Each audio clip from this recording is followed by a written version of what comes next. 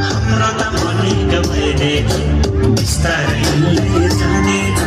माया भन्दा ठुलो होइन मलाई त त्यस्तो लाग्दैन